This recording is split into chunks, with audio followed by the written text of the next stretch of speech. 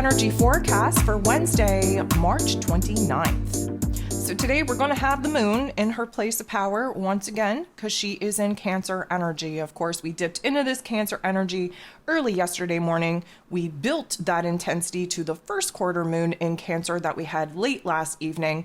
And now we are gifted with a little bit of a quieter day, especially compared to yesterday's 14 aspects. We're cutting that in half here today with 7. Now, granted, 6 of them will involve the moon, so we do have some emotional refinement going on here today. Of course, with the moon in Cancer, we are very introverted. We are looking for safety, security, stability within our environment, within our emotions. We are connected to what is old, tried, tested, and true. We really depend on familiarity right now as we're questioning who it is that we are and where it is that we're going, really looking for a sense of belonging, a sense of fitting in to this new reality in which we are creating. And so there is this hypersensitivity taking over because of the Cancer energy. We are highly intuitive, but those intuitive insights might not come through so clear because we are really guessing, second guessing, doubting a lot of the things that we have on our plate right now, and therefore very hard to align and be strongly connected to our higher selves, to our intuition. So the moon in Cancer is going to sextile with Venus. Now, Venus is in her place of power in this Taurus energy, the pretty much only grounding energy that we have right now. And of course, in her place of power, she's slowing things down. She's really kind of analyzing, taking stock, reevaluating her life, especially how it is that she is feeling, self-worth, self-love, recognizing where she needs to nurture herself instead of other people. Analyzing the routine, the day-to-day tasks, the chores, whether or not they are providing safety, security, stability, a sense of, I'm going to say, strength underneath her feet, or whether or not she's lacking those things. And if we are lacking those things, then what can we do to build something, create something better in the place of the things that are not strong enough to house the vision, the dreams, the current reality even that we are hoping to feel safe and secure in. Now, the moon sextiling, which is a beautiful energy with Venus, this is a trigger, an activation for us to realize what it is that we're holding on to a little bit too tightly, what it is that we have to let go of, what it is that we have to release, what it is that we have to come to terms with in order for us to actually move on. Now, keep in mind that the moon in Cancer always has us looking back, always has us holding on to the old, always has us kind of being a little bit nostalgic and romanticizing the past. And this is in efforts to try and talk ourselves into or convince ourselves that the here and now isn't that bad, that maybe we should compromise, maybe we should settle for the current circumstances that we're in. But of course, that is coming out of a fear-based reaction, knowing that we are making major changes, that there is a major glow up about to take place, and that scares the hell out of all of us because, of course, that requires us to boss up, be a different version of ourselves, and that is very scary at this particular point when we don't know whether we're coming or going. The moon will square with Chiron, and this is where a lot of the fears and doubts and insecurities are coming up, where we're really questioning who it is that we are, what it is that we're doing here, what direction we want to take, why we're so overly attached to elements of the past that are now being illuminated that are obviously blocking us from moving forward. We're definitely going to have to sit in this funk, but out of this funk, we should realize where it is that we have to push ourselves to be a little bit more brave and bold and courageous, to really embrace the change, to embrace this new version of ourselves, to embrace the not so nice thoughts and feelings, because those are indicators on what needs the major attention right now. We are transforming. We are changing, we are growing, we are healing. But this particular aspect is going to highlight the things that aren't feeling so happy-go-lucky in our lives right now, in order for us to realize what needs more energy and more effort. Now, the moon is going to make a positive interaction with the true node. The true node is our soul path. It's our destiny point. And little by little, we are gaining a little bit of clarity on where it is that we want to go and how it is that we're going to get there. But Coming out of the square with Chiron, this is definitely indicative that we had some aha moments. We had profound insights. We realized what it is that we now need to do in order to grow, in order to heal, in order to improve, in order for us to get on the right path to our soul's next mission, our soul's purpose, our soul's potential. And slowly but surely, we will get there.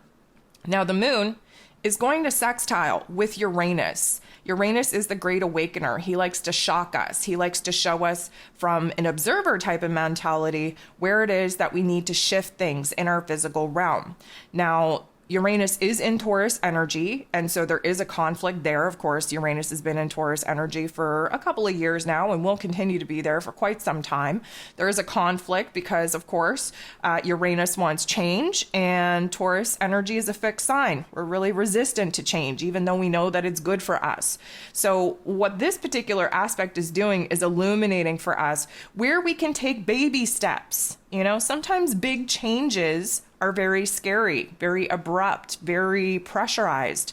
But sometimes when we start with the smaller changes that we could make to align with the bigger changes and transformations that we eventually want to see happen, the minor, small baby steps are where we find success in being able to change, to adapt, to transform to different environments, to different routines, to different relationship dynamics, different money matters. Because, of course, in that Taurus energy, it's all about our physical realm.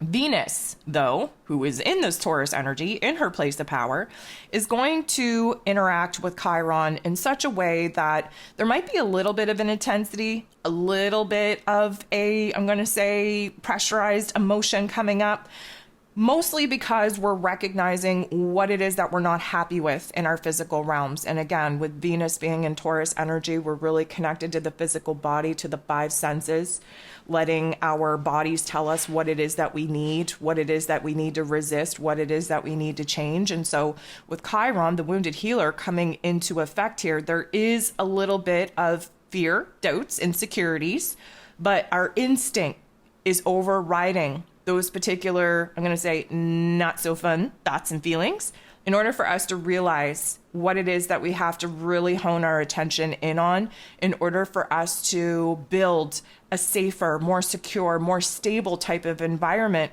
for us to make these changes in. The moon will interact with Saturn. Mr. Saturn, of course, the Lord of Karma, ruling over roles, responsibilities, structures, foundations, and this Pisces energy trying to dissolve the hustle culture, trying to dissolve the capitalistic, materialistic realm of things and actually bring true alignment, spirituality back into the game. We are definitely seeing where it is that we have to kind of create new routines, new systems, new foundations in order for us to take care of ourselves first and foremost. Of course, we just had Saturn move out of Aquarius energy that should have taught us a 3-year life lesson on where it is that boundaries were needed in our lives so that we don't continue to dim our light in order to fit in with other people, and where it is that we had to create boundaries so that we weren't losing what it is that we wanted, needed, desired, wanting to pursue in our own individual goals, where we weren't able to put those on the back burner just to try and make other people happy. There was a lot of social responsibility coming up for us with Saturn and Aquarius. And now we realize that we have to bring a little bit more boundaries into play. And of course, that's a very hard thing to do with that Pisces energy, saying that there is no boundaries. We're boundless in Pisces energy. But this is the dissolving, if you will, of the not so safe, strong, stable structures that we've built that are really preventing us from aligning with our higher selves, with our true spirit, our true soul, and listening to that intuition, that instinct on where it is that we have to create a better space for us to put ourselves at the top of the list. The last aspect that we have here today is the moon squaring off with Jupiter.